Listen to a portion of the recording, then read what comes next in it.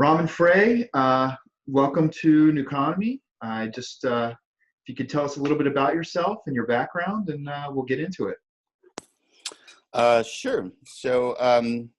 My name's Raman Frey. I live here in San Francisco, and I've been part of the startup ecosystem here now for quite a while. I moved here in 2000, and so I've owned businesses and started businesses. Started a nonprofit, was part of some nonprofits. So I have a pretty diverse business background. Most recently, and I think the reason we came together to talk, I was a founding partner in a company called The Bureau.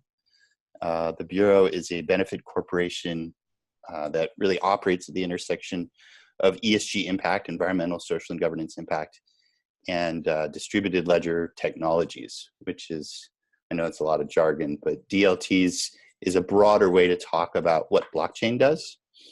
And so I'm part of that. I'm part of Root Project, which is another kind of, I think, philanthropic bent on the use of blockchain and cryptocurrency. And then I have my own projects that I work on.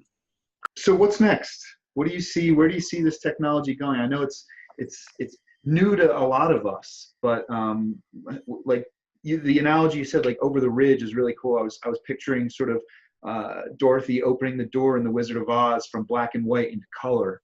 Yeah. Where do you see it going?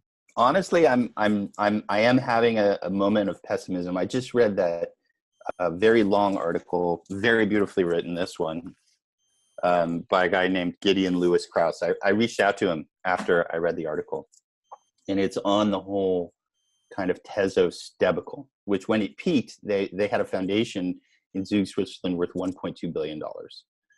To this day, I don't think that they have launched an operable protocol that delivers on the promises they made at the beginning. So my pessimism at this moment in time is the valuation of these cryptocurrencies are suppressed. The money's not flying around like it was. There have been lots of legitimate concerns around hype, fraud, and scams. There has been a lot of uncertainty about sort of the regulatory environment around these things here in the United States, and a lot of speculation. Markets just generally don't like regulatory uncertainty, among other things.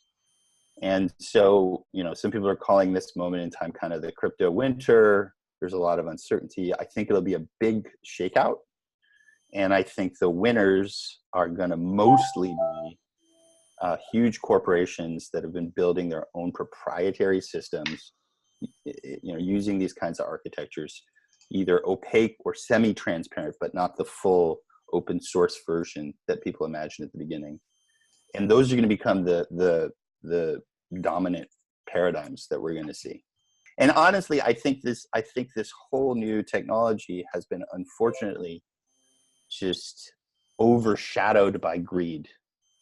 And I would like to focus my time and attention and energy on more altruistic applications that like a great deployment of a blockchain technology or cryptocurrency, in my mind, would benefit 1 billion people. And a terrible one will mint a trillionaire. That's a great way to end this, man. That was beautifully said. And I think, there's a new way to think about blockchain. I think most people, when they hear blockchain or cryptocurrency, they immediately think Bitcoin and I'm going to make a lot of money. And I think thinking a little bigger than that is a great way to go. So yeah, we should find ways to take care of each other. We could address climate change. There's so many amazing things we could do with this technology.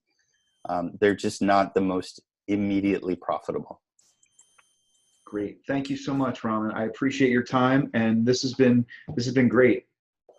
All right. Thank you for having me on your show, David. Take care. Thank you, man. Take care. Bye-bye. Bye.